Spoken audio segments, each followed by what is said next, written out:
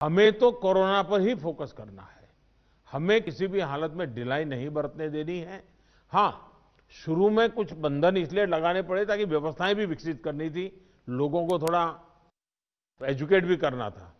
अब हमारे पास टीम तैयार है, लोग भी तैयार हैं। थोड़ा आग्रह रखेंगे तो चीजें संभल सकती हैं। तो जो जो चीज हम तैयार करें उसको जरा इंप्लीमेंट करें, और हमें आगे अब कोई बढ़े नहीं इसकी चिंता जरूर करनी होगी, कोई नई गड़बड़ न हो। आपदा के गहरे समंदर से हम निकले हैं, ये हम मान के चले। इतना बड़ा देश, दुनिया मानती थी कि भारत तो नहीं संभल पाएगा। आपदा के गहरे समंदर से हम निकलकर हम किनारे की तरफ बढ़ रहे हैं। हम सभी के साथ, वो पुरानी जो एक शेर शायरी चलती है, ऐसा ना हो जाए कि हमारी किश्ती भी वहां डूबी जहां पानी कम था। ये स्थिति हमें नहीं आने देनी है। साथियों, आज हम दुनिया भर में देख रहे हैं कि जिन देशों में कोरोना कम हो रहा था, आपको पूरा चार्ट बताया कैसे तेजी से संक्रमण फैल रहा है। हमारे यहां भी कुछ राज्यों में ये ट्रेंड चिंताजनक है ही है। इसलिए हम सभी को, शासन प्रशासन को पहले से अधिक सतर्क रहने की जरूरत है। हमें ट्रांसमिशन को कम करने के लिए अपने प्रयासों को जरा और गति देनी होगी। टेस्टिंग हो, कंफर्मेशन, कॉन्टैक्ट ट्रेसिंग, डेटा, इन सारी जुड़ी किसी भी तरह की कमी को हमें सर्वोच्च प्राथमिकता देते हुए उसको ठीक करना होगा। पॉजिटिविटी रेट को 5% के दायरे में लाना ही होगा। और मैं मानता हूं छोटी छोटी इकाइयों पर कहिए कि भाई एक क्यों बढ़ा, आधा क्यों बढ़ा, दो क्यों बढ़ा। हम राज्य के स्केल पर चर्चा करने के बजाय अब जितनी लोकलाइज चर्चा करेंगे शायद हम एड्रेस जल्दी कर पाएंगे। दूसरा, हम सबने अनुभव किया है कि आरटीपीसीआर टेस्ट का अनुपात बढ़ना चाहिए। जो घरों में आइसोलेटेड मरीज हैं उनकी मॉनिटरिंग ज्यादा बेहतर तरीके से करनी होगी। आप भी जानते हैं कि अगर वहां थोड़ी भी ढिलाई रही तो मरीज बहुत गंभीर स्थिति में अस्पताल आता है, फिर हम बचा नहीं पाते हैं। जो गांव है, कम्युनिटी के स्तर पर हेल्थ सेंटर हैं, उनको भी हमें ज्यादा इक्विप करना ही होगा। गांव के आसपास भी इंफ्रास्ट्रक्चर ठीक रहे, ऑक्सीजन की सप्लाई पर्याप्त रहे, ये हमें देखना होगा। हम लोगों का लक्ष्य होना चाहिए कि फैटेलिटी रेट को 1% से भी नीचे लाए। और वो भी मैंने जैसे कहा, छोटे छोटे इलाके में देखा जाए एक मृत्यु हुई क्यों हुई, जितना इतना फोकस करेंगे तब स्थिति को संभाल पाएंगे। और सबसे बड़ी बात, जागरूकता अभियानों में कोई कमी ना आए। कोरोना से बचाव के लिए जो जरूरी मैसेजिंग है, इसके लिए समाज को जोड़े रखना होगा। जैसे कुछ समय पहले हर संगठन, हर प्रभावी व्यक्ति को हमने एंगेज किया था, उन्हें फिर एक्टिव करना होगा। साथियों, आप भली भांति परिचित हैं कि कोरोना की वैक्सीन को लेकर इंटरनेशनली और नेशनली किस तरह की खबरें आ रही हैं। आज दुनिया में भी और देश में भी, जैसा अभी आपको प्रेजेंटेशन में पूरा डिटेल बताया गया, करीब करीब आखिरी दौर पर वैक्सीन के में काम पहुंचा है। भारत सरकार हर डेवलपमेंट पर बारीकी से नजर रखे हुए हैं, हम सबके संपर्क में भी हैं। और अभी ये तय नहीं है कि वैक्सीन की 1 डोज होगी, 2 डोज होगी या 3 डोज होगी। ये भी तय नहीं है कि इसकी कीमत कितनी होगी, उसकी कीमत कितनी होगी, ये कैसी होगी। यानी अभी भी इन सारी चीजों के सवालों के जवाब हमारे पास नहीं है, क्योंकि जो इसके हैं, दुनिया में जिस प्रकार की कॉरपोरेट वर्ल्ड भी है, उनका भी एक कंपटीशन है। दुनिया के देशों के भी अपने अपने डिप्लोमेटिक इंटरेस्ट होते हैं। WHO से भी हमें इंतजार करना पड़ता है। तो हमें ये इन चीजों को वैश्विक संदर्भ में ही आगे बढ़ना पड़ेगा। हम इंडियन डेवलपर्स और मैन्युफैक्चरर के साथ भी हमारी जो भी टीम काम कर रही है पूरी तरह संपर्क में है। अलावा ग्लोबल रेगुलेटर्स, अन्य देशों की गवर्नमेंट्स, मल्टीलेटरल इंस्टीट्यूशंस और साथ ही इंटरनेशनल कंपनीज, सभी के साथ जितना संपर्क बढ़ सके, जितनी यानी रियल टाइम कम्युनिकेशन हो, इसके लिए पूरा प्रयास, एक व्यवस्था बनी हुई है।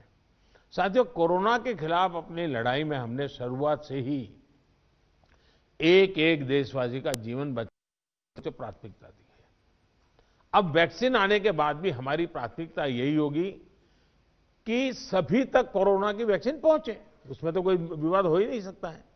लेकिन कोरोना की वैक्सीन से जुड़े भारत का अभियान अपने हर नागरिक के लिए एक प्रकार से नेशनल कमिटमेंट की तरह है। इतना बड़ा टीकाकरण अभियान स्मूथ हो, सिस्टमैटिक हो और सस्टेन हो, ये लंबा चलने वाला है। हम सभी को, हर सरकार को, हर संगठन को एकजुट होकर के कोऑर्डिनेशन के साथ एक टीम के रूप में काम करना ही पड़ेगा। साथियों, वैक्सीन को लेकर भारत के पास जैसा अनुभव है वो दुनिया के बड़े बड़े देशों को भी नहीं है। हमारे लिए जितनी जरूरी है स्पीड है, उतनी ही जरूरी है सेफ्टी भी है। भारत जो भी वैक्सीन अपने नागरिकों को देगा वो हर वैज्ञानिक कसौटी पर खरी होगी। जहां तक वैक्सीन के डिस्ट्रीब्यूशन की बात है तो उसकी तैयारी भी आप सभी राज्यों के साथ मिलकर के की जा सके रही है। वैक्सीन प्राथमिकता के आधार पर किससे लगाई जाएगी, ये राज्यों के साथ मिलकर के ये मोटा मोटा खाका भी आपके सामने रखा है कि भाई अगर इस प्रकार से WHO ने जो कहा है हम चलते हैं तो अच्छा है, लेकिन फिर भी ये निर्णय तो हम सब मिलकर के ही करेंगे। उनके सुझाव का महत्व इसमें बहुत रहेगा, क्योंकि आखिरकार उनको अंदाज है कि उनके राज्य में कैसे होगा। हमें कितनी अतिरिक्त कोल्ड स्टोरेज की जरूरत रहेगी, मुझे लगता है कि राज्यों ने इस पर अभी बल देकर के व्यवस्थाएं खड़ी कर देना शुरू कर देना चाहिए। कहां कहां संभव हो गए, उसके पैरामीटर्स क्या हो गए, उस पर हमें यहां से सूचनाएं तो डिपार्टमेंट को चली गई है, लेकिन इसको अब इम्प्लीमेंट करने के हमने रेडी रखना पड़ेगा। और जरूरत पड़ी तो अतिरिक्त सप्लाई भी सुनिश्चित की जाएगी। और इसका विस्तृत प्लान बहुत जल्द ही राज्य सरकारों के साथ मिलकर के तय कर दिया जाएगा। हमारी राज्यों की और केंद्र की टीम साथ लगातार वो बातचीत कर रहे हैं, काम चल रहा है।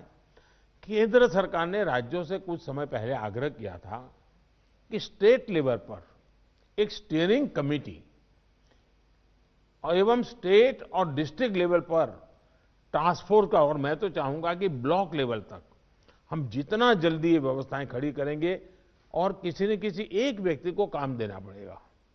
इन कमेटियों की रेगुलर बैठकें हो, उनकी ट्रेनिंग हो, उनकी मॉनिटरिंग हो, और जो ऑनलाइन ट्रेनिंग होती है वो भी शुरू हो।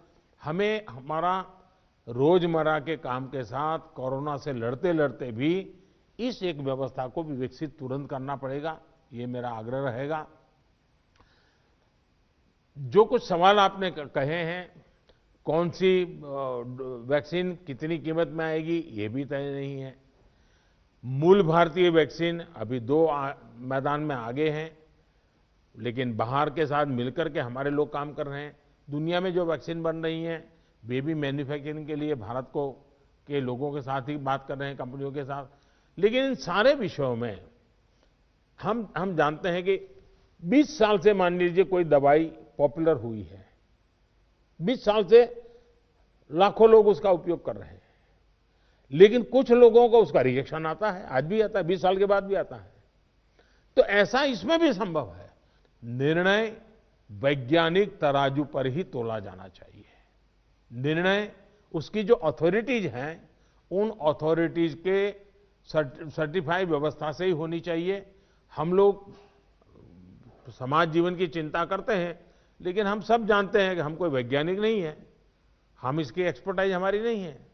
तो हमें दुनिया में से जो व्यवस्था के तहत जो चीजें आती हैं आखिरकार उसी को ही स्वीकार करना पड़ेगा, और उसको स्वीकार करके हम आगे चलेंगे। लेकिन मैं आपसे आग्रह करूंगा कि आप के मन में जो योजना हो, खास करके वैक्सीन के संबंध में, किस प्रकार से आप डिलीवरी नीचे तक ले जाएंगे, आप जितना जल्दी बहुत डिटेल प्लान करके लिख करके भेजेंगे तो निर्णय करने में सुविधा होगी। और आपके विचारों का ताकत इसमें बहुत है। राज्यों का अनुभव बहुत अहमियत रखता है, क्योंकि वहीं से ये चीज आगे बढ़ने वाली है। और इसलिए मैं चाहूंगा कि आपका बहुत ही एक प्रकार से प्रोएक्टिव पार्टिसिपेशन इसमें बने, यही मेरी अपेक्षा है। लेकिन मैंने पहले ही कहा, वैक्सीन अपनी जगह पे है, वो काम होना है, करेंगे, लेकिन कोरोना की लड़ाई जरा भी ढीली नहीं पड़नी चाहिए, थोड़ा सा भी ढिलास नहीं आनी चाहिए। यही मेरी आप सबसे रिक्वेस्ट है। आज मेरी तमिलनाडु और पुडुचेरी के मुख्यमंत्रियों से बात करने का मुझे अवसर मिला। आंध्र से मैं फोन नहीं कर पाया था सुबह। एक साइक्लोन हमारे पूर्वी तट पे एक्टिव हुआ है, वो कल शायद तमिलनाडु, पुडुचेरी और आंध्र का कुछ हिस्सा वहाँ पर आगे बढ़ रहा है। और सारी भारत सरकार की टीमें बहुत एक्टिव हैं, सब लोग गए हैं। मैंने आज 2 आदरणीय मुख्यमंत्री जी से बात की थी, आंध्र के मुख्यमंत्री जी से अभी इसके बाद बात करूंगा। लेकिन सबके लिए पूरी तरह भारत सरकार और राज्य सरकारें मिल करके, और पहला काम खाली करवाना, लोगों को बचाना, इस पर हमारा जोर रहे। फिर एक बार मैं आप सबका बहुत आभारी हूं, आप सबने समय निकाला। लेकिन मैं आग्रह करूंगा कि आप जल्दी से मुझे कुछ न कुछ जानकारियां भेजिए। धन्यवाद।